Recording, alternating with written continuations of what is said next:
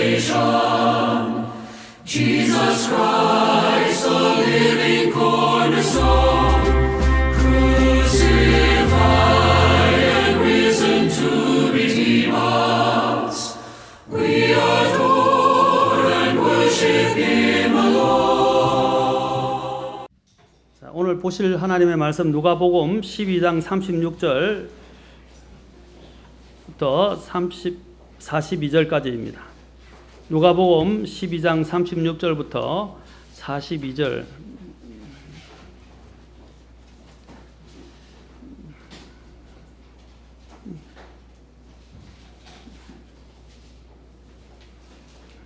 누가복음 12장 36절부터 42절 우리 48절까지 보겠습니다. 좀 더 우리가 누가복음 12장 36절부터 48절까지 보겠습니다.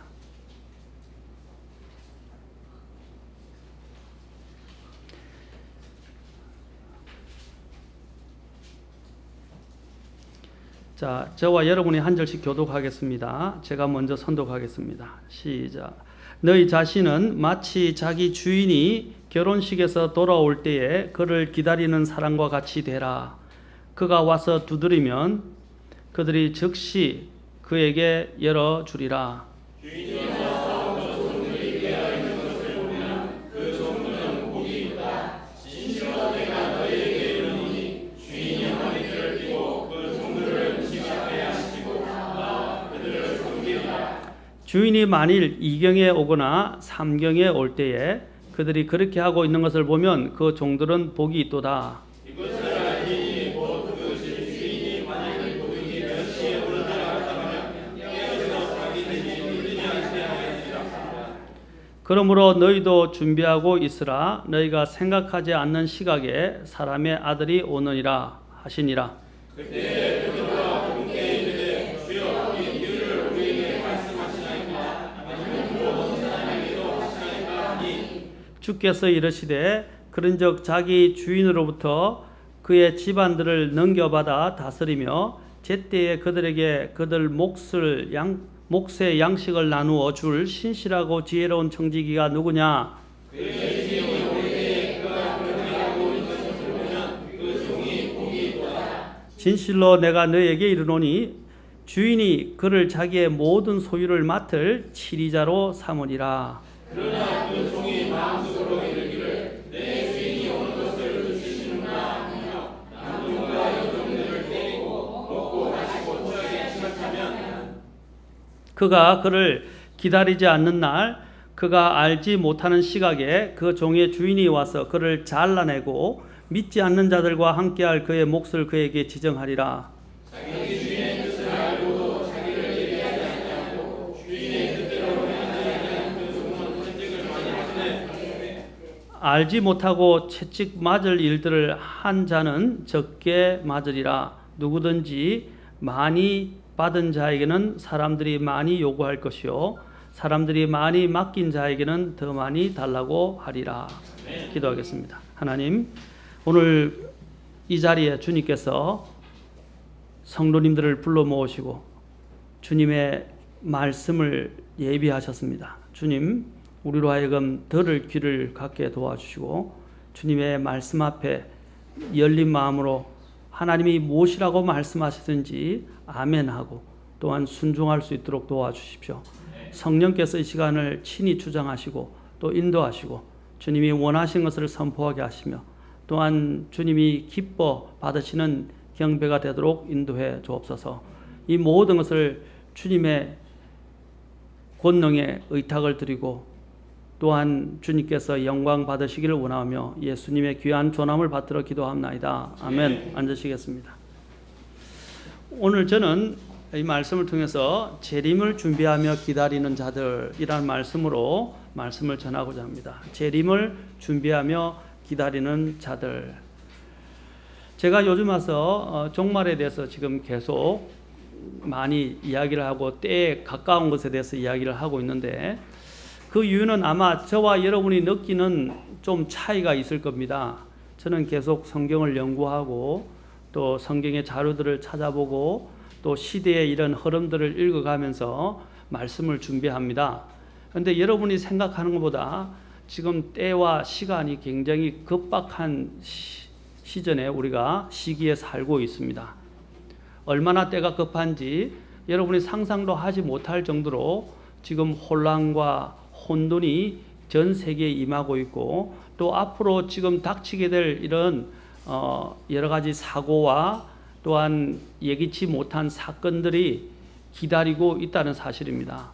그런 사건들을 여러분들이 흐름을 읽을 줄 안다면 제가 시대의 표적에 대해서 말씀드렸죠. 하늘의 표정, 하늘의 이런 여러 가지 표정이나 하늘의 이런 일어나는 일들을 보면서도 우리가 비가 올 것인지 굳을 것인지 날이 맑을 것인지 우리가 알면서도 요즘 기상 예보를 하지 않습니까? 그처럼 우리는 이런 것들을 얘기하면서 이렇게 예측해 보면서도 시대의 표적들을 읽으면서 하나님의 주님께서 언제 오실 것이고 우리가 어떻게 주님을 맞이해야 될 것에 대해서는 경각심을 가지지 않는다는 것입니다. 깨어 있지 않는 사람들은, 그게 관심을 갖고 있지 않는 사람들은 나중에는 그 주님의 오심으로 인해서 오늘 본문에 있는 것처럼 낭패를 당하게 될 것입니다. 오늘 우리는 재림을 준비하며 기다리는 자들, 제가 이제 곧 한 2-3주 후부터 시작해서 이 스크린을 준비하는 이유는 이제 종말론에 대해서 다니엘서부터 계시록 그와 함께 또 오후 예배 때 시간 나는 대로 계속해서 지금 일어나는 시대의 표적들에 대한 부분들을 통해서 어떻게 지금 여러 가지 우리가 예기치 못한 일들이 일어나고 있는가를 여러분들에게 보여주기 위해서 실제적인 자료들을 통해서 보여주기 위해서 지금 준비를 하고 있습니다. 여러분들이 지금 깨어있지 않고 저와 함께 이렇게 같은 마음으로 깨어있지 않고 이 세상의 흐름을 읽지 못하고 그냥 잠들어 있는 상태와 영적인 일에 관심이 없다면요, 듣게 되는 일들이 여러분들은 생소한 것이 될 것이고 여러분들과는 거리가 너무 동떨어져 있는 것처럼 느끼게 되고 어떤 분들은 쇼크를 받게 될지도 모릅니다. 그 정도로 지금은 시대가 급박한 시대에 살고 있어요. 정신을 차려야 됩니다. 이렇게 그냥 대충 여러분이 그리스도의 삶을 살면 안 됩니다.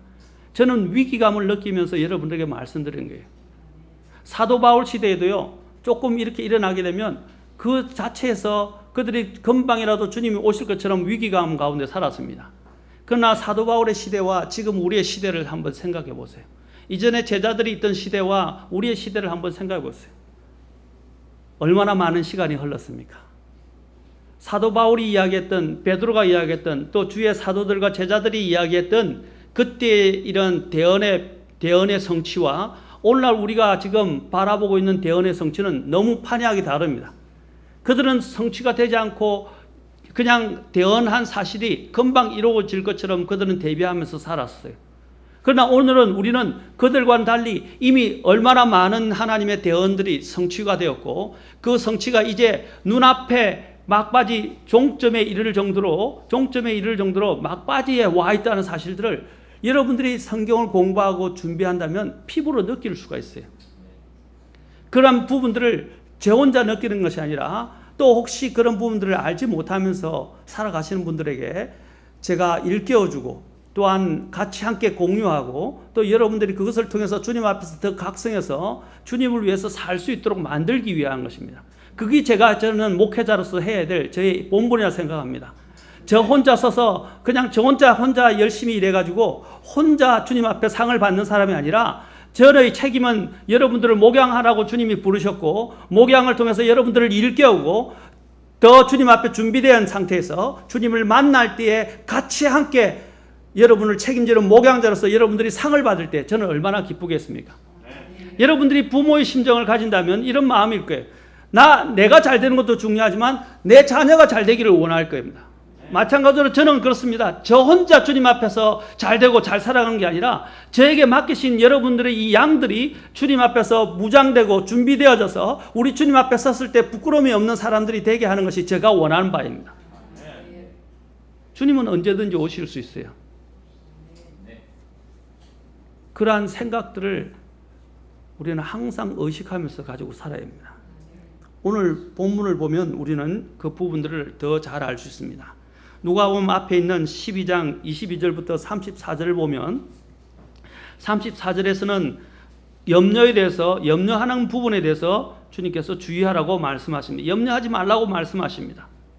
22절부터 34절에 염려가 얼마나 많은 해를 끼치는가에 대해서 주님은 말씀하시고, 우리의 마음이 어디에 있어야 하는지를 마지막 34절에서 말합니다. 너희 보물이 있는 곳에 거기에 너희 마음도 있으리라.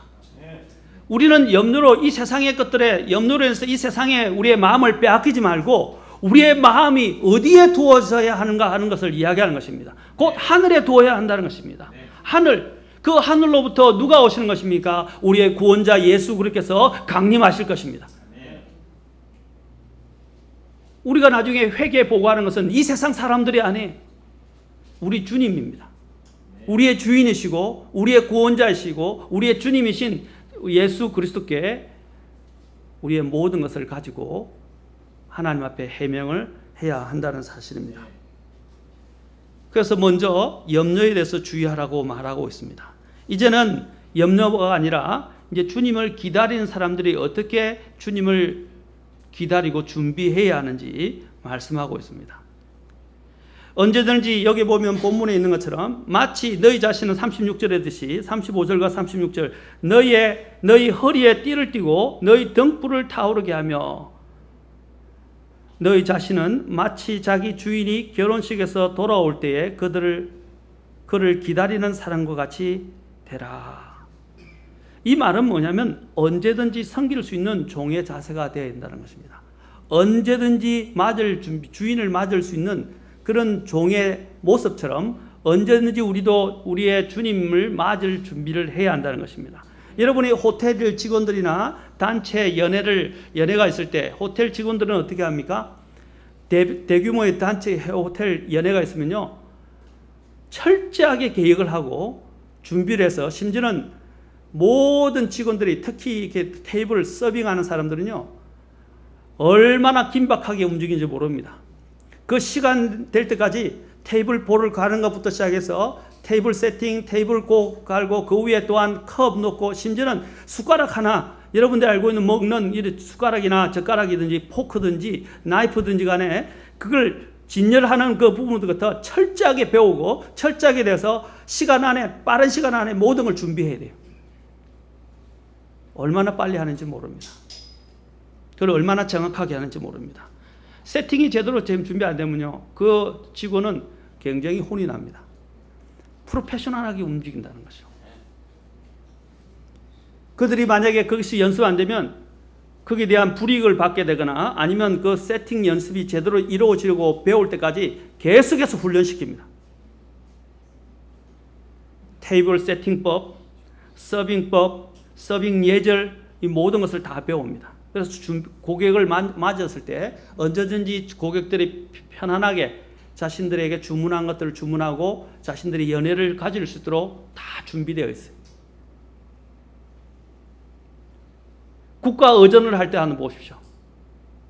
국가 의전을 준비하기 위해서 얼마나 많은 사람들이 보이지 않는 곳에서 그 의전을 맞이하고 그 의전이 잘 치러질 수 있도록 하기 위해서 준비를 합니까? 특히 다른 나라 원수들이 올 때, 또 대통령이 온다고 할 때 모든 것에서는 다 의전을 준비합니다.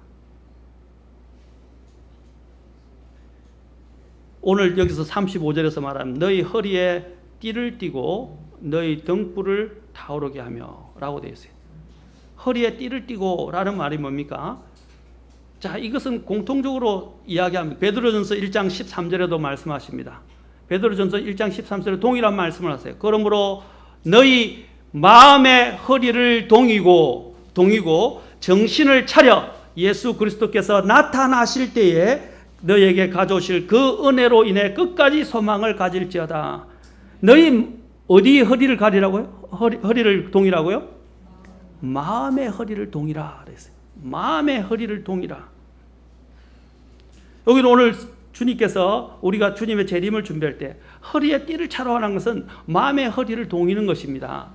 여러분, 이 허리를 동이는 문제는 어디서부터 시작되냐면 출애굽 이집트에서 이스라엘 백성들이 탈출을 하게 될 때 주님이 말씀하셨어요. 어떻게 알았어요?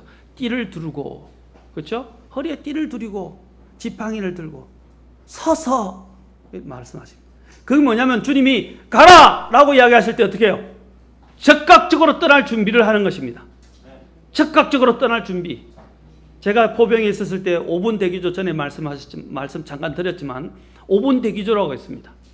5분 대기조는 뭐냐? 띠리링 비상이 울리면 5분 안에 집합된 장소에 가서 차를 타고 그 문제가 생긴 그 장소로 바로 이동을 해야 돼요. 그래서 5분 대기조는 항상 어떻게 하냐면 군화도 벗지 않고요. 군화도 벗지 않고 옷을 다 입은 채로 여기에 벨트만 그리고 총만 차고 달려가 무장만 그 군장을 메고 달려가기만 하면 돼요. 그래서 잘 때도 어떻게 하냐면 다른 사람들은 여러분 침상이 양쪽으로 있는데 복도를 향해서 머리를 두고 잡니다. 발을 저쪽에 가물대에 발을 두고 복도에 두고 자는데 이 5분 대기조는 어떻게 보면 거꾸로 자요. 군화를 신고요. 군화를 신고 군화를 그 복도 있는 쪽에다가 걸쳐놓고 그래서 발을 딱 걸치고 머리를 저 가물대 있는 쪽으로 두고 잡니다. 그래서 따르릉 하면 바로 일어나서 신발도 안 신고요. 신발 이미 신어져 있기 때문에 신발 다시 신고 할 시간도 없어요. 그냥 바로 총을 메고 머리에 헬멧 쓰고 준비한 것들을 무장을 해서 바로 달려갑니다. 그럼 5분 안에 직결된 장소에 가야만이 그 차가 바로 출발해요. 준비 안 되면요 엄청난 얼차례나 징벌을 받습니다. 준비가 돼 전쟁의 전상 항상 전쟁에 준비되어 있는 자세를 이야기합니다. 마찬가지로 우리가 주님이 오신다고 할 때 주님이 아까 이스라엘 백성들에게 너희가 이제 나가라! 라고 이야기했을 때 언제든지 나갈 준비를 하면서 허리를 띄고 있었던 것처럼 오늘도 기도 그 마찬가지예요. 허리를 동이는 것은 항상 주인이 오실 때나 맞을 준비를 하는 자세를 여기서 말해주고 있는 것입니다.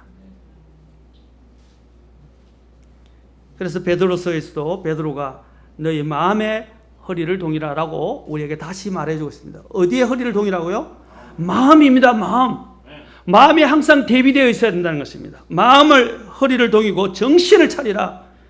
그리고 예수 그리스도께서 나타나실 때에 라고 말하고 있습니다.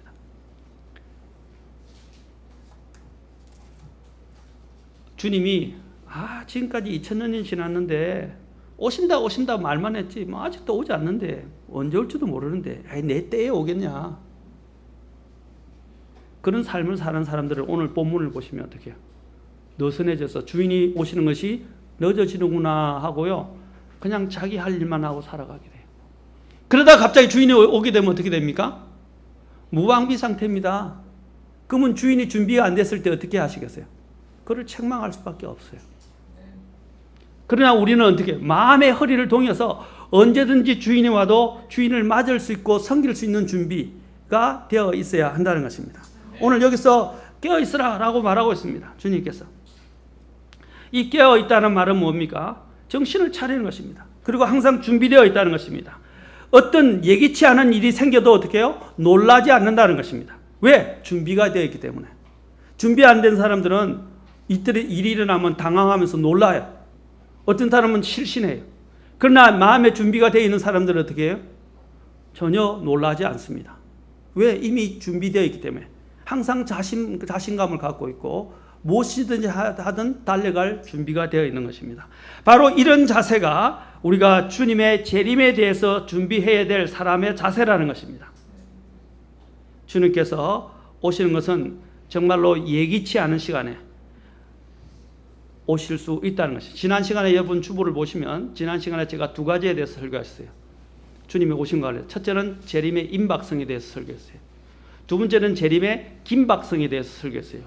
임박성은 주님이 언제든지 오실 수 있다는 것입니다. 긴박성은 뭡니까? 주님이 언제든지 오시다더러 내가 맞을 수 있어야 한다는 그 준비성을 이야기합니다. 긴박, 항상 긴장 상태에 있는 거예요. 그렇죠?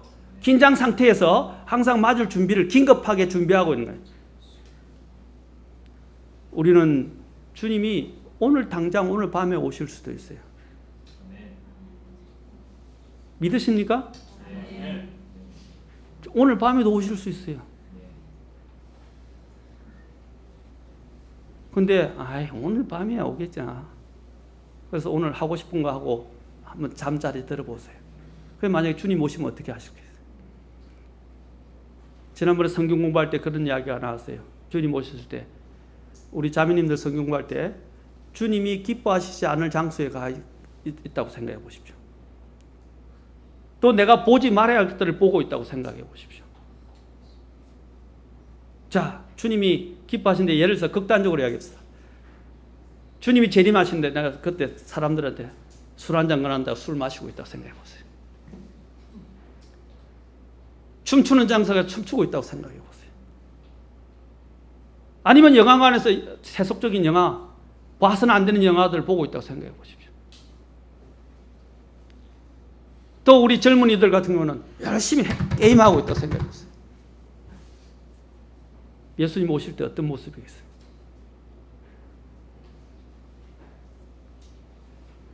주님 오셨을 때 끄리낌이 없는 마음의 자세로 주님을 맞을 준비를 해야 되지 않겠습니까?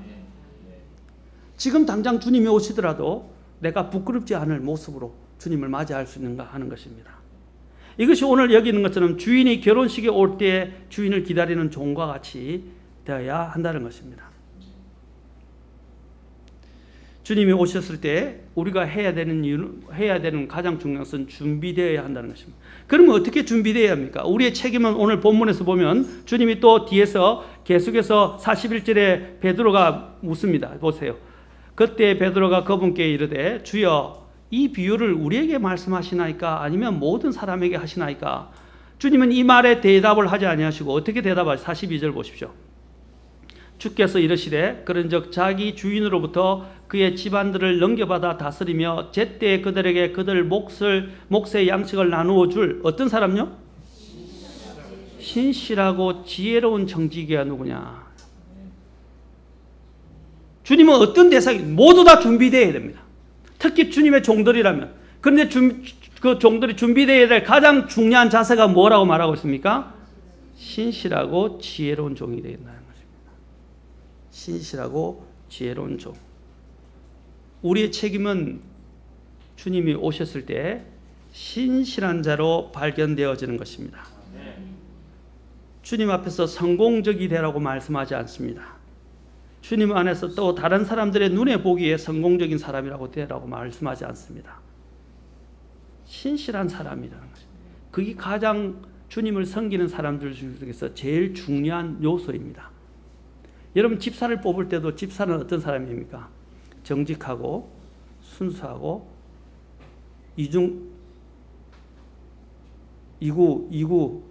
다른 말을 하지 않고 그렇죠? 또한 신실한 사람입니다. 신실한 사람. 고린도전서 4장 2절 이거 잡고 계시고요. 누가복음 12장 고린도전서 4장 2절 우리가 잘 아는 말씀이지만 같이 봅시다. 4장 1절부터 2절 한번 봅시다. 사람이 고린도전서 4장 1, 2절 같이 한번 읽어봅시다. 같이 찾아서 자 시작. 사람이 마땅히 우리를 그리스도의 사역자여 하나님의 신비를 맡은 청지기로 여길지어다. 또한 청지기들에게 요구된 것은 신실한 사람으로 드러나는 것이라. 여기 청지기 종에게 요구되는 건 뭐라고요? 신실한 사람으로 드러나는 것입니다. 여러분 이건희 회장이 예를 들어서 여러분 잘 들어오겠습니다. 잘 이해할 수 있도록 하겠습니다. 급한 일이 생겨서 부르는데 비서가 준비가 안 돼 있어요. 비서가 자리에 오지도 않고 늦게 오지도 않았어요. 어떻게 되겠어요? 제 같으면 자를 겁니다. 단호하게 이야기할 겁니다. 회사 같은 데는 알지 없어요. 미국 같은 데는 더 엄해요. 그 미국에는 보스들의 권한이 대단합니다. 바로 잘라버려요.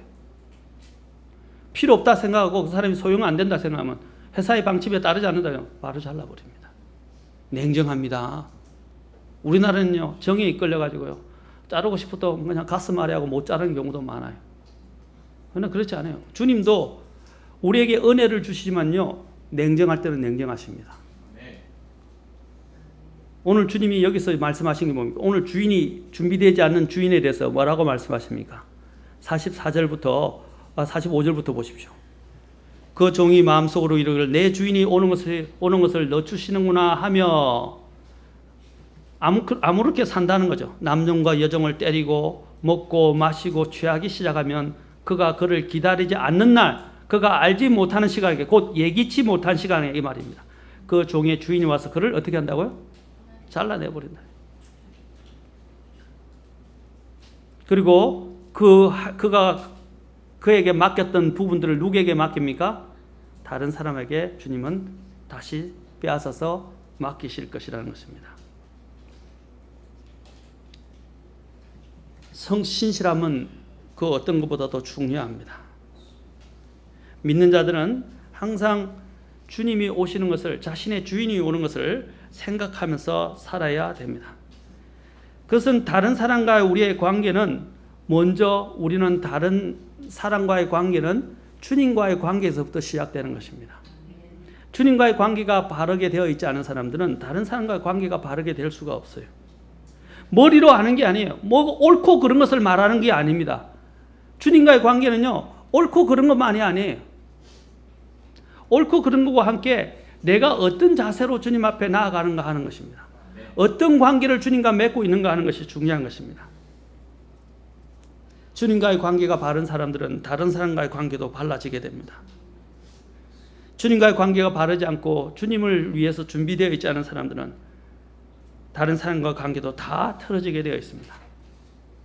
우리의 그리스도인의 동기는 무엇입니까? 항상 주님을 기쁘시게 하고 주님이 오셨을 때 신실한 자로 발견되어지는 것입니다.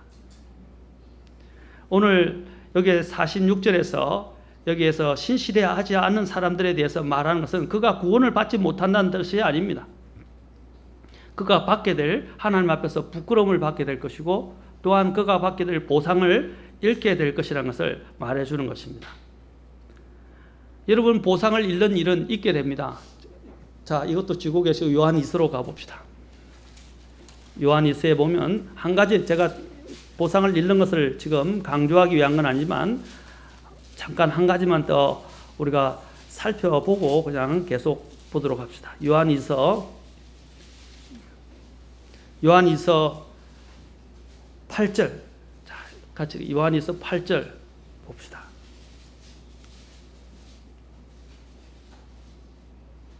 자, 시작. 너희 자신을 살필지니 이로써 우리가 이룬 그것들을 우리가 잃지 아니하고 충분한 보상을 받으리라. 우리 자신을 살피라 그럽니다. 그런데 왜 그렇습니까? 우리가 열심히 이루은 것들을 어떤 일이 일어난다고요? 잃어버릴 수 있다고 말합니다. 보상을 잃어버릴 수 있다고 이야기하는 것입니다.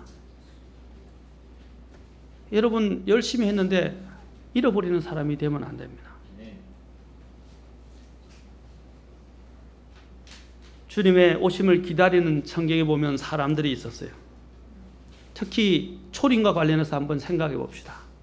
예수님이 오셨을 때 예수님이 탄생하는 것을 목격하게 된 사람들은 소수였어요.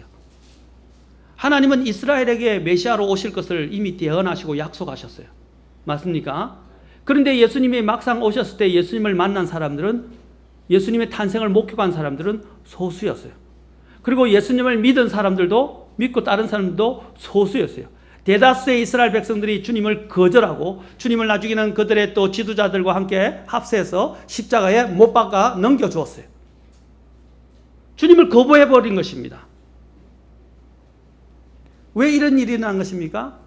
저는 이렇게 말씀드려요. 주님을 준비한 사람, 맞을 준비를 한 사람과 하지 못한 사람들의 모습을 여기서 보여준다고 믿습니다. 주님이 오셨을 때 주님을 기다린 사람들은 주님의 탄생을 목격했습니다. 그 중에 첫 번째 부류가 목동이었습니다. 누가복음 2장 7절부터 19절에 보면 바로 쭉 이러한 내용들이 더 나옵니다. 목동들이 주님이 오셨을 때 주님께서 하늘에서 그들에게 계시하시고 메시아가 태어났다고 말하고, 그 목동들이 바로 주님이 태어나셔서 누워 있는 자리로 가서 그분 앞에 그분이 직접 태어난 것을 목격하게 됩니다. 2장 15절부터 나옵니다. 천사들이 그들을 떠나 하늘로 올라가니 목자들이 서로 이르되 이제 우리가 베들레헴까지 가서 주께서 우리에게 알려주신 일, 곧 일어난 이 일을 보자 하고 서둘러 가서 마리아와 요셉과 구유에 누인 아기를 찾아서 보고는 그때 천사가 이 아이에 대하여 자기들에게 말한 것을 널리 알리니. 목자들만 보았어요. 하나님이 원래 이스라엘에게 약속하셨는데 그 이스라엘 전체가 아니라 목자들만 주님의 초림을 탄생을 목격하게 되었습니다. 그 다음에 또한 또 소수 중에서 많은 대언자들이 있었지만 특별히 하나님께서 예루살렘에 있는 시므온과 안나라는 여자에게 주님께서 나타나셨어요. 시므온이라는 사람, 여기 보면 누가복음 또 2장 25절에 또 나옵니다. 보라, 예루살렘에 시므온이라는 사람이 있었는데 바로 그 사람은 의롭고 독실하여 이스라엘의 위로를 어떤 사람이라고요? 기다리는 자라고 했어요. 기다리는 사람. 주님의 이 위로, 곧 메시아를 기다리는 사람이었어요. 메시아를. 이어 보면 여러분 종교 지도자들이 있어요. 종교 지도자들은 얼마나 성경의 대언들을 많이 공부했습니까? 그들은 성경을 문자적으로 꼼꼼하게 챙겨가면서 공부했던 사람들이에요. 그렇죠? 그런데 그들은 어떤 사람들이냐면 주님이 오셨을 때 오히려 주님을 어떻게 해요? 배척하고 주님을 십자가에 넘겨줬던 바로 주된 장본인들입니다. 어떻게 그런 일이 났습니까? 그들은 성경을 보았었어요. 그러나 그들은 성경을 본 목적이 틀렸어요. 성경을 본 목적이 뭔지 아십니까? 자기들의 의를 내세우고요. 자기가 얼마나 율법을 잘 지키고 의로운 사람인지, 그래서 사람들로 하여금 자기들을 주목하게 보았어요. 그들은 자기들의 영광을 구하고 하나님의 영광을 구하지 아니했으며 자기들의 의를 드러내고 예수 그리스도의 의를 그들은 배척했던 것입니다. 그래서 성경을 보면서도 자기가 얼마나 대단하고 내가 이것을 어떻게 지켜야 할 것인지 얼마나 대단한가 거기만 초점을 맞췄어요. 그 안에서 성경이 말하는 메시지는 무엇입니까? 예수 그리스도가 누구이며 예수 그리스도를 어떻게 만나야 할 것이고 어떻게 대비해야 할 것인지 성경은 말한 것을 보지 못했어요. 그래서 너희가 성경을 상고하거니와 이 성경은 나에 관하여 기록된 것이라고 주님이 말씀하셨어요. 이 주님을 발견하지 못한다면 성경을 읽는 게 다 헛된 거예요. 바리새인들이 기도할 때 어떻게 했습니까? 나는 성경에 11조도 지키고 11조도 바치고 또 이 성경에 이런 것들을 행하고 이것도 행하고 이것도 행하였나이다 라고 이야기했어요. 그러나 한편 세리는 어떻게 이야기했습니까? 세리는 어떻게 이야기했습니까? 가슴을 치면서 하늘을 우러러 보지도 못하고 저 구석에 가서 주여 긍휼을 베풀어 주시옵소서. 이 죄인에게 긍휼을 베풀어 주시옵소서. 하나님 앞에 그런 마음의 자세를 봤을 때 주님은 다 주목해 보고 계셨어요. 그래서 주님이 어떤 사람입니까? 모든 것을 공정하게 판단하시고 보시는 분이십니다. 주님이 이 의롭게 된 사람은 바로 세리였다라고 말씀하십니다. 바리새인이 아니었어요. 나는 이런 일도 하고 저런 일도 하고 저런 일을 했다고 주장하는 사람이 아니었다 이 말입니다. 준비되어 있는 사람, 바로 준비되어 있는 사람, 주님의 그 재림을 기다리는 사람만이 주님의 재림에 왔을 때 부끄러움을 당하지 아니할 것입니다. 그 다음에 안나라는 여인이 있는데 바로 그 뒤에 나옵니다. 아셀 지파에 속한 마누엘의 딸 안나라는 여대언자가 있으니 나이가 많았더라. 그녀가 처녀 생활을 벗어나 7년을 남편과 함께 살다가 어떻게 남편이 죽었어요. 그러니까 가부가 된 지 84년이 됐다고 그래요. 우리도 여기에 일찍 남편이 돌아가신 분도 계실 거예요. 그러나 성경에서 참된 가부는 어떤 사람이냐면 항상 뭡니까? 주님을 섬기고 기도하고 젊은 여인들을 본을 세우면서 가르치는 사람이라고 말하고 있습니다. 그런 사람이 참 가부라고 성경에서 일부러 참이라고 써놨어요. 참 가부라고 말합니다. 그 참가부는 어떻게 하는 사람입니까? 혼자 가보기 때문에 소일거리가 없다고 이것저것 다 하고 돌아다니는 사람이 아니고요. 어떻게 한다고요? 주님을 의지해서 주님께 기도하고 오히려 또 다른 사람들의 본을 보여주고 다른 여인들을 가르쳐 줄 수 있는 사람. 바로 그 가부, 여기 있는 이 안나가 그와 같은 대표적인 사람이었습니다. 그는 가부가 된 지 84년이 되었는데 그녀가 어디를 떠나지 않으면 성전을 떠나지 아니하고 밤낮으로 금식하고 기도하며 하나님을 섬기더라. 도전이 되지 않습니까? 마침 그때 그녀가 나와 마찬가지로 주께 감사를 드리고 예루살렘에서 구속을 기다리던 모든 사람에게 이 아이에 대하여 말하니라. 어떤 사람에게 말했다고 되어 있습니까? 구속을 기다리는 사람에게. 또 한 무리가 있어요. 예수님이 오셨을 때 예수님을 만났던 사람은 다른 또 유대인들이 아니라 이방에서 온 동방의 지혜자들이었습니다. 동방의 지혜자들이. 그게 마태복음 2장 1절부터 2절에 나와요.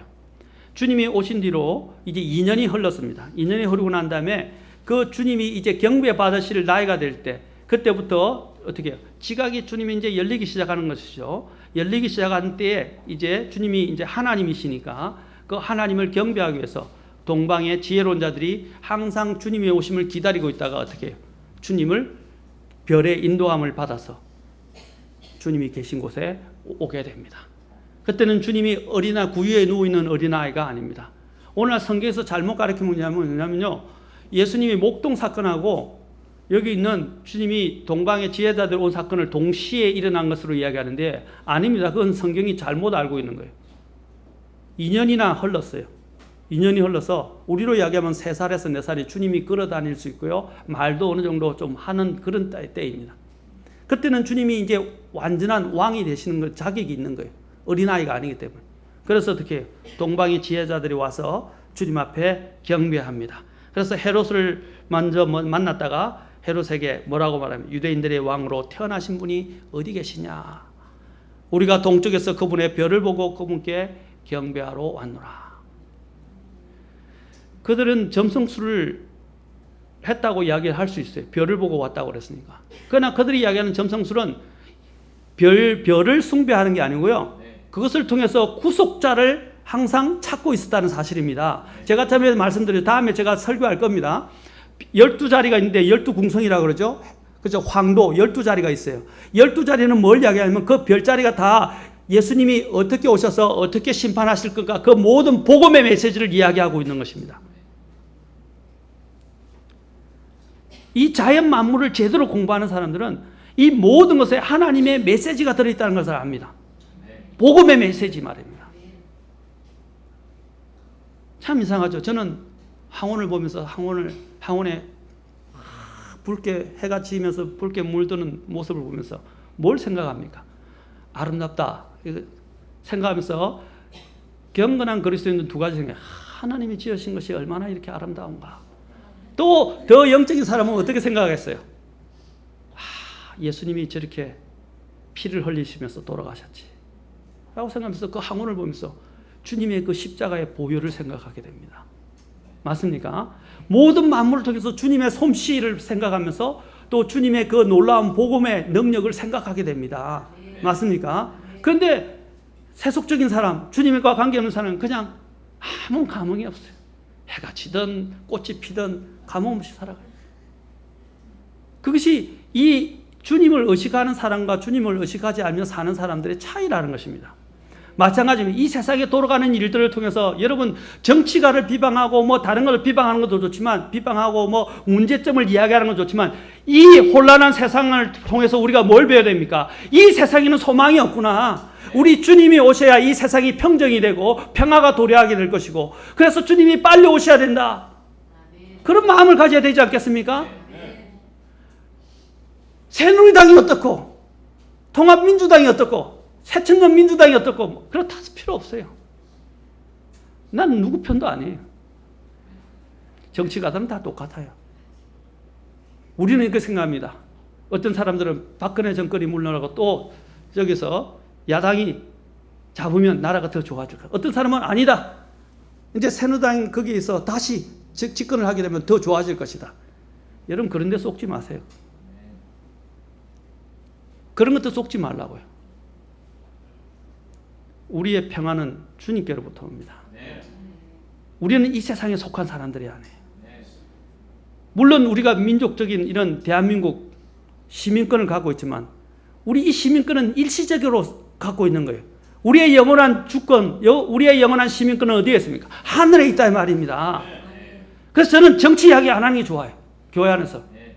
오늘 대형 교회들이 정치가들과 다 함께 결탁이 되고 정치에 붙어가지고 정치를 이야기하는 것. 그 볼상사나운 일이에요. 오늘 대형교들이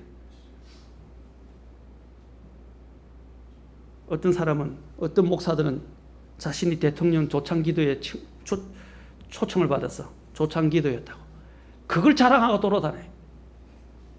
나는 조창기도에 초청을 받았어. 대통령 앞에서 조창기도회를 인도했다고. 그게 뭐 대단한 일입니까? 여기 하나님의 교회 앞에 보십시오. 대통령 표창 받았다. 현수막을 이렇게 크게 걸어놨어요. 그게 주님을 섬기는 거하고 무슨 상관이 있어요? 우리의 생각의 발상들이 잘못되어 있는 경우가 너무 많아요. 우리는 우리의 생각의 근본을 바꿔야 됩니다. 우리는 어떻게 해서든지 주님을 기쁘시게 하려고 마음을 가져야 됩니다. 맞습니까? 세상 사람들이 상 받고 안 받고가 세상 사람들 앞에서, 대통령 앞에서 상 받고 안 받고 그 사람의 의로움을 나타내지 않습니다.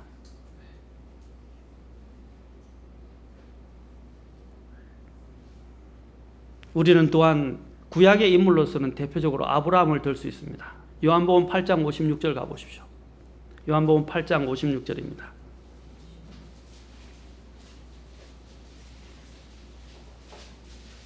아브라함이 어떻게 살았냐를 여기서 잘 보여주고 있습니다.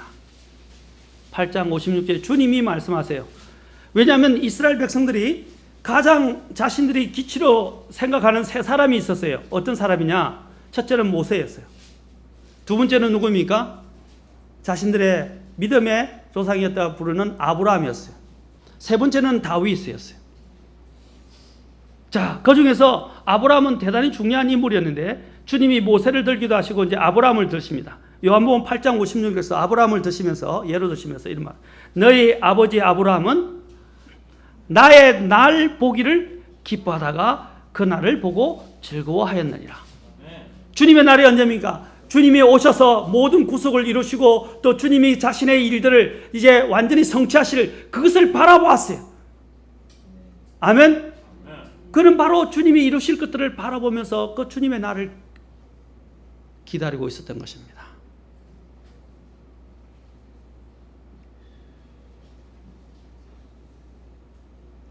그가 기다렸던 것은 주님의 날이었어요. 그 날을 기뻐하고 그 날을 보고 즐거워했습니다. 모세도 마찬가지였습니다. 신명기 18장 18절에 보면 모세가 이렇게 이야기합니다. 내가 자신들이 표적을 행한 것, 놀라운 일을 많이 행했어요. 자신을 대언자로 사람들이 생각했잖아요. 그때 모세가 이스라엘 지도자에서 한 사람을 그가 가르칩니다. 신명기 18장 18절 한번 봅시다. 여기까지만 봅시다. 신명기 18장 18절.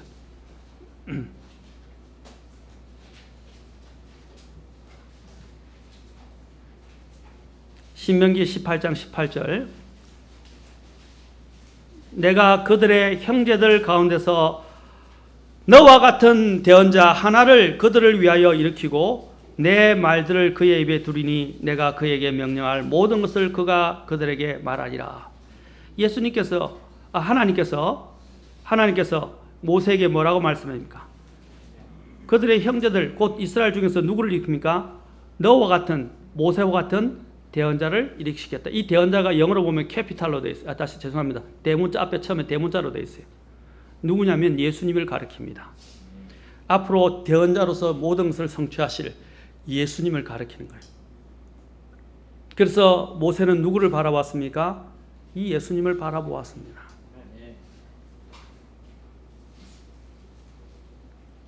이것이 여러분 이 구절이 어디서 인용되냐면 사도행전 3장 22절 23절을 보면 거기서 인용되는 걸 봅니다. 사도행전 3장 22절 23절에서 인용돼요. 그대로 인용하고 있어요.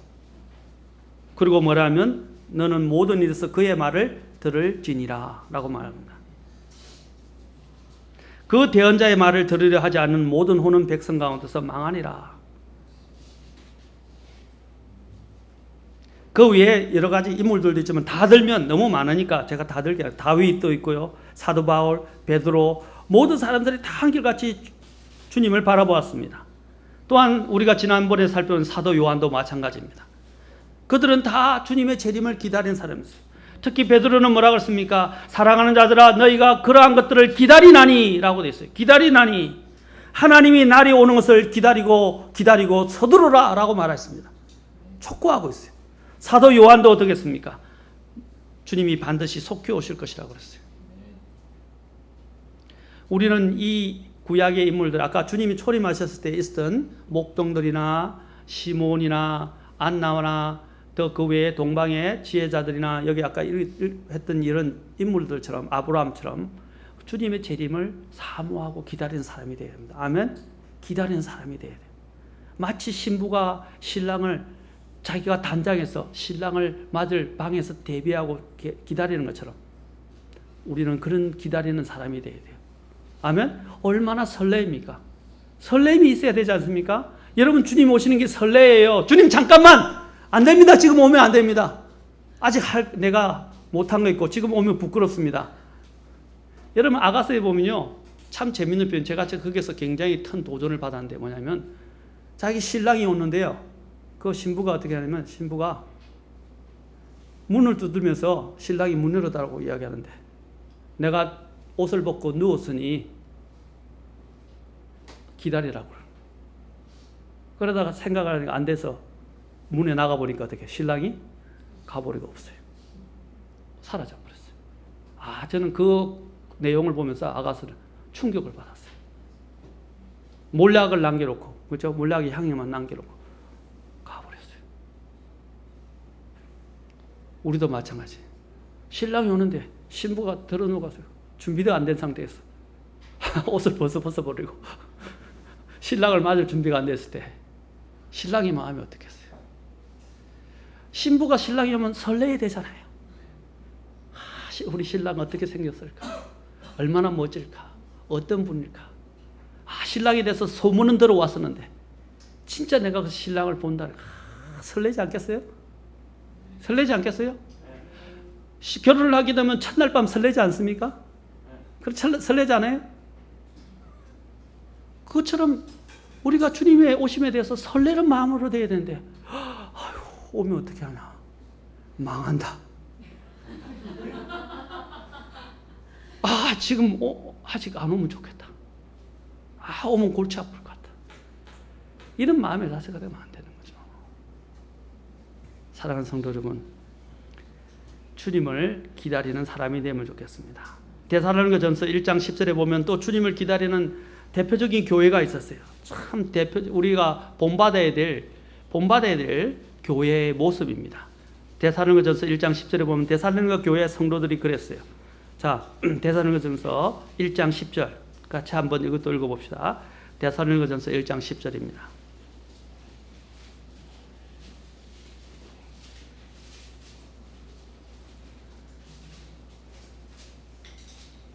같이 시작. 그분께서 죽은 자로부터 살리신 그분의 아들께서 하늘부터 오실 것을 기다리는지 보여주나니 이분은 곧 다가올 진노로부터 우리를 건져내신 예수님이시니라. 이 데살로니가 교회는 구원받은 사람들이 교회를 형성하면서 그 구원받은 사람들이 어떻게 해야 되는가 하는 가장 모범적인 모습을 보여주는 사람들이 바로 이 데살로니가 교회 성도들입니다.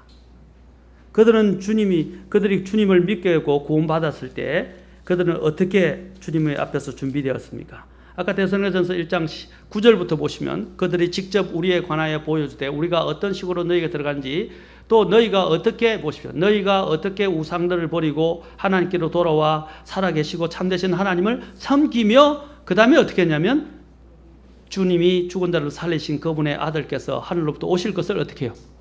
기다렸다고 그랬습니다. 기다리는 사람들이었어요. 그들은 주님의 재림을 기다리는 사람이에요. 저와 여러분의 또 우리 교회도 주님이 오실 때 기다리는 사람들이 되면 좋겠습니다. 아멘? 언제든지 주님이 오시더라도 맞을 준비를 하는 사람이 되면 좋겠습니다. 그래야 계시록 마지막에 나올 때 계시록 22장 20절에서 뭐라고 되어 있습니까? 내가 속히 오리라 하니까 뭐래요? 그 성도들이 뭐라고 말합니까? 아멘, 주 예수여 어서 오시옵소서 라고 맺지 않습니까? 그렇게 준비가 되어 있어야 돼요. 아멘. 내가 속히 오리라 하실 때 아멘 주 예수여 어서 오시옵소서 라고 하는 저와 여러분이 되어야 됩니다. 이게 데살로니가 교회 성도들이 저는 가졌던 마음의 자세였어요. 저희 교회도 마찬가지예요. 주님이 내가 속히 오리라 하는데 주님 잠깐만요.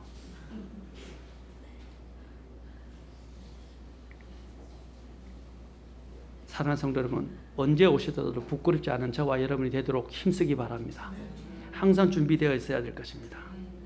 베드로후서 3장 13절에 보면 그럼에도 불구하고 우리는 그분의 약속에 따라 의가 거하는 새 하늘과 새 땅을 기다리는도다 라고 그랬어요. 기다린도다. 기다린다 그랬습니다. 신약에서는요, 이 예수님의 재림을 가리키는 말씀이 318회나 나온다고 합니다. 318회. 이것은 평균적으로 이야기하면 성경의 구절들 있죠. 신약 전체 구절에서 약 평균적으로 따진다면 25구절마다 한 번씩 재림에 대해서 언급하고 있다는 것을 이야기합니다. 그만큼 재림에 대해서 많이 다루고 있다는 것이에요. 몇 구절마다 한 번씩요? 25구절마다 한 번씩. 또 대표적으로 마태복음 24장, 25장, 마가복음 13장, 누가복음 21장, 데살로니가전서 5장, 고린도전서 15장, 또한 데살로니가후서 2장 이런 데서 대표적으로 재림에 대해서 많이 다루고 있습니다. 특히 요한계시록은 더욱더 말할 것도 없고요. 그 전체 주제가 예수님의 재림입니다. 마지막 하나님이 우리에게 계시로 준 책이 요한계시록인데 요한계시록이 뭘 이야기합니까? 예수님이 어떻게 재림하시는 걸 보여주는 겁니다. 재림은 너무나도 중요한 주제입니다. 재림은 또한 우리에게서 소망입니다. 재림은 또한 우리에게서 모든 시름을 쉽게 만드는 우리에게 있어서 또한 위로가 되는 책입니다. 또한 재림은 우리에게 경고를 주는 메시지입니다. 사랑하는 성도 여러분, 우리는 깨어야 합니다. 오늘 본문에서 오늘 다시 본문으로 돌아가 봅시다. 오늘 누가복음 12장에서 오늘 본문에서 주님은 우리가 어떻게 대비해야 된다고 말하고 있습니까? 아까 신실한 자로 발견되도록 하라라고 먼저 우리가 살펴보았습니다. 신실한 자로. 자, 그 다음에 36절에 보니까 이제 아까 35절에 보니까 너희 허리에 띠를 띠고 항상 준비되어 있어야 그랬어요. 너희 등불을 타오르게 하라. 이 말은 뭡니까? 기름이 있어야 되죠. 기름은 뭡니까? 이 사실 성령을 상징하는 것인데 항상 뭡니까? 우리 안에 성령 충만한 모습으로 주님을 기다려야 합니다. 그리고 36절에 보니까 뭐라고 말씀하십니까? 자, 그들을 기다린다 하면서 그가 와서 두드리면 이라고 되어 있어요. 두드리면 어떻게 해요? 신랑이 와서 두드리면 그들이 즉시, 즉시 이다는 그에게 열어주리라. 아멘. 아까 같이 잠깐만요 하면 늦어요. 아가서에서 이야기한 것처럼 주님이 떠나고 없어요. 즉시 주님을 맞을 수 있는 사람들이 되어야 합니다. 성경이 그리스도의 재림을 얼마나 중요하게 여기시는지, 얼마나 확실한 사건으로 취급하고 있는지를 우리는 성경을 통해서 알아야 합니다. 그러므로 그리스도의 재림은 성경 전체의 교리를 이해하는 데 있어서, 말씀을 이해하는 데 있어서 없어서는 안 되는 중요한 열쇠입니다. 성경의 전체 주제가 뭡니까? 예수 그리스도와 그분의 왕국입니다. 그분께서 임하셔서 통치하게 될 세우실 왕국, 그것이 성경의 가장 큰 주제. 누구예요? 예수 그리스도와 그분의 오심, 곧 그분의 오심과 함께 세우실 왕국이라는 것입니다. 그것이 성경의 대주제예요. 만약에 예수 그리스도의 재림을 부인한다면요, 성경의 여러분의 3분의 1을 다 없애는 것과 같은 거예요. 그리스도인들은 지금 눈앞에 있는 현재적인 축복보다도 영원한 세계와 그곳에서 누리게 될 그 복을 바라보면서 우리는 살아가야 됩니다. 아멘? 그렇죠? 왜냐하면 우리는 이 세상에 있는 것들을 다 버리고 가야 됩니다. 제가 전에도 잠깐 설계했지만 가장 대표적으로 알렉산더 대왕이 죽을 때 어떻게 죽었다 그랬어요? 예? 관에서 손만 나오게 하라고 그랬죠. 구멍을 뚫어서 손이 딱 나오게 했어요. 그리고 자기의 손을 보고 다른 사람들이 교훈을 받게 했어요. 뭘 배우게 한 것입니까? 나 같은 이 천하를 제패했던 황제도 죽을 때는 아무것도 빈손으로 와서 빈손으로 간다는 것입니다. 여러분, 이 세상에서 여러분, 저와 여러분은 빈손으로 가는 것입니다. 욥기에서도 말하고 있고 디모데서에서도 이야기합니다. 공수래 공수거. 그것은 원래 성경에서 나왔어요. 성경에서. 아무것도 가지고 온 것이 없기 때문에 아무것도 가지고 남는 건 뭐예요? 여러분이 하늘에 지금 이 열심히 섬겨서 하늘에 투자를 하게 되면 어떻게 해요? 그것이 하늘에서 모든 것이 기다려서 하늘에서 쏟아질 거예요. 그러나 이 세상에서 여러분이 갖고 있는 황금, 보화, 어떤 모든 것들은 다 아무것도 가져가지 못합니다. 여러분이 믿음으로 하나님을 기쁘시게 하면서 쌓아놓은 모든 재물들은 하늘에서 보석처럼 쌓이게 돼요. 참 놀랍죠? 내가 이 땅에서 그냥 주님을 섬기는데 이 땅에서 쌓이는 것이 아니고 어떻게 한다고요? 하늘에서 보석처럼 하나하나 쌓이게 된다. 내 금고에 쌓인다 이 말이죠. 희한하죠? 이렇게 생각하시면 돼요, 여러분. 누가 여러분 돈을 송금을 하잖아요. 그렇죠? 송금을 했는데 진짜 돈은 간 거 아니에요. 그렇죠? 나는 지금 요 돈인데 돈을 송금을 했어요. 그렇죠? 은행만 보관하고. 근데 그 나중에 보니까 어떻게 해요? 저쪽 사람이 어떻게 해요? 돈을 다 받아요. 저는 미국에서 이제 전신환을 주고 받을 때도 있었는데 전신환을 받으면요. 이상하게 전신을 보내면요. 전신환 송금 수표가 딱 저한테 와요. 아니면 은행에 바로 들어와요. 그러니까 구자로 바로 들어와요. 그와 같은 거예요. 우리가 이 땅에서 주님을 신실하게 믿음으로 섬기게 되면 지금 이 땅에 있는 것들은 다 놔두고 가지면 어떻게 해요? 그것이 하늘로 이체되어서 하늘에서 다 그것을 받게 됩니다. 아멘? 그것은 어디서 오냐면 우리의 믿음, 곧 그리스도를 기쁘게 했는가에 따라서 달라지게 될 것입니다. 우리는 이런 주님의 재림이 임박했다는 것을 안다면, 재림을 준비하는 사람들이라면 우리가 이 재림에 대해서 어떻게 대비해야 하는가 하는 것도 중요합니다. 아까 이야기한 대로 그죠? 마음의 허리를 동이라 그랬어요. 언제든지 준비된 마음의 자세를 가지고 적극적으로 주님이 오시면 문을 열어줄 준비가 되어 있어야 되고 또 신실한 사람으로 발견되어져야 할 것입니다. 이 재림에 대한 부분에 가장 주님을 만날 것인가 못 만날 것인가를 결정짓는 것은 믿음입니다. 우리의 믿음입니다. 믿음이라는 건 뭡니까? 내 신념이 아니에요.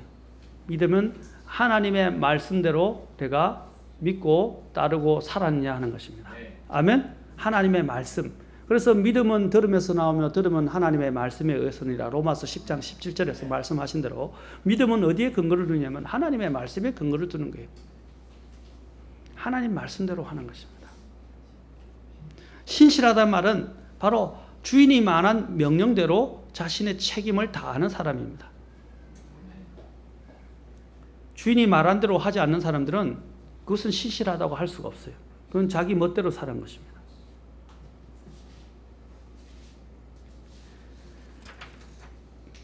저는 다른 여기 있는 목사님 글들을 한국 목사님 글들을 잘 인용하지 않지만 이 부분은 하나 인용하고 싶습니다. 돌아가신 오카는 목사님이 이제 이야기한 부분입니다. 종말에 대해 회의적인 사람치고 정신 차려서 신앙생활 잘해보려고 하는 경우를 보기가 쉽지 않다. 반대로 건전한 신앙을 가진 사람은 종말에 대해서 절대 회의적이거나 무시한 태도를 취하지 않는다.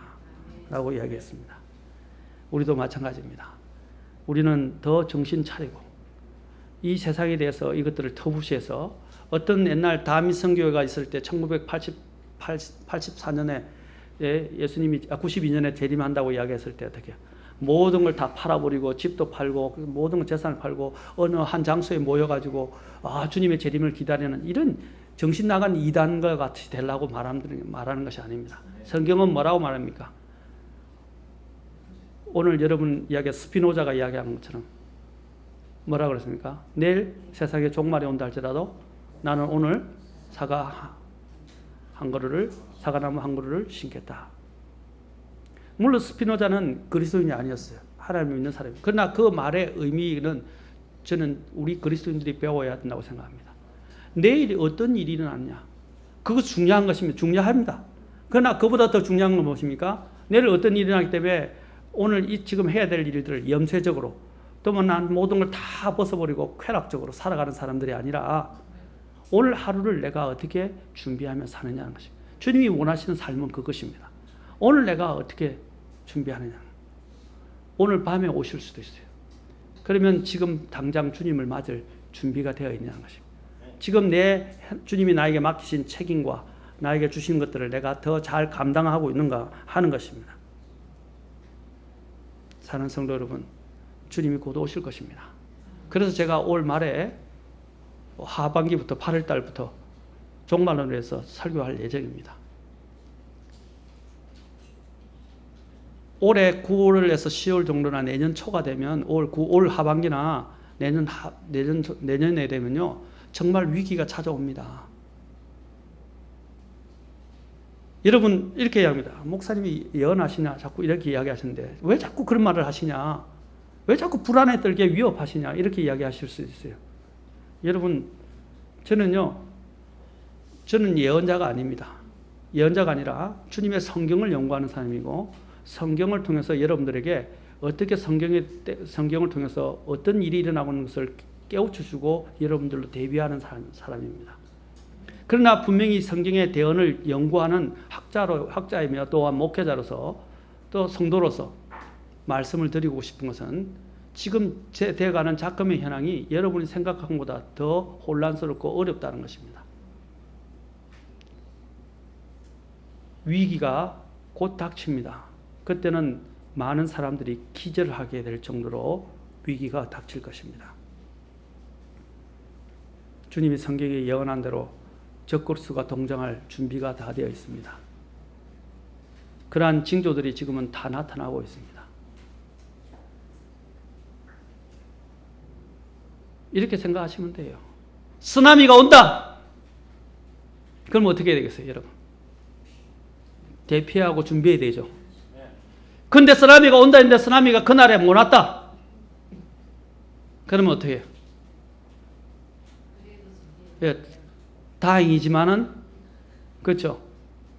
준비 안 됐는데 쓰나미가 닥치는 것보다 준비됐는데 쓰나미가 안 닥치는 것이 더 낫지 않습니까? 맞습니까? 저는 그런 심정으로 말을 쓰는데 저는 분명히 말씀드리고 싶지만 이런 경제적 쓰나미와 정치적 쓰나미가 올 것입니다. 얼마 안 남았습니다. 지금 제가 신문 칼럼을 하고 있는데 저는 신문을 자세히 봅니다. 특히 경제에 주목하고 외국 신문 사설에 나온 것이나 칼럼이나 우리나라 나오는데 우리나라 1100조의 가계부채에 대해서 이야기하면서 제가 한 가지만 이야기 드립니다. 지금 신문에 얼마 전에 나온 게 뭔지 아십니까? 미국이 양적 완화를 축소해서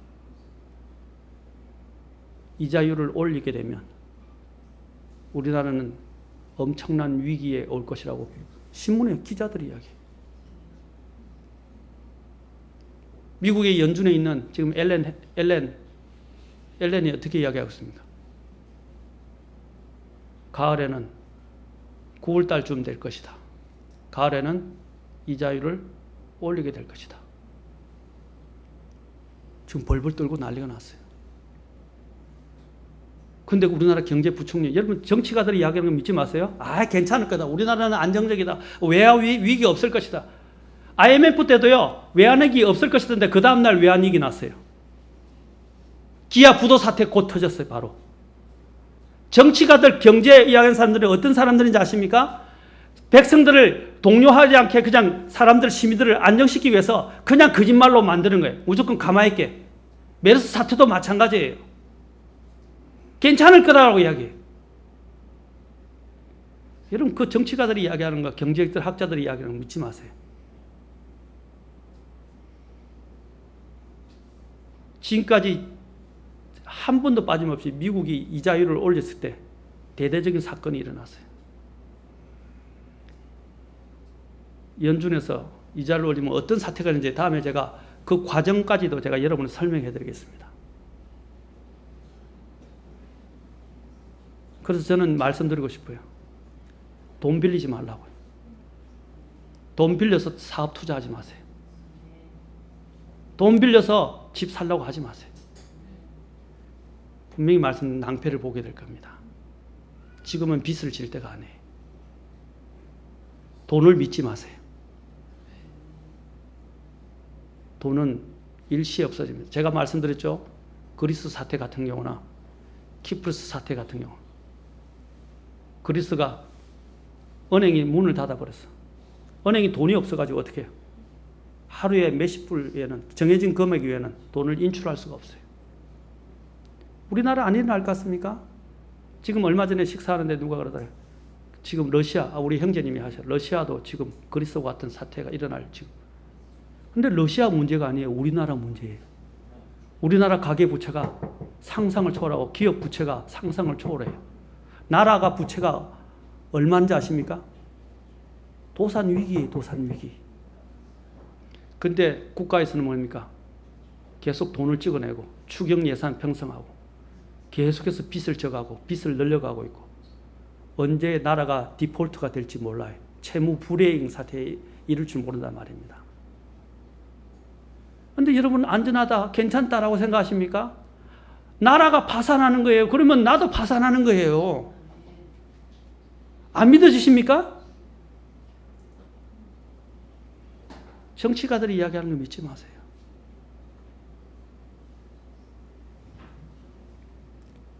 제가 이야기하는 것은 그러다고 해서 지금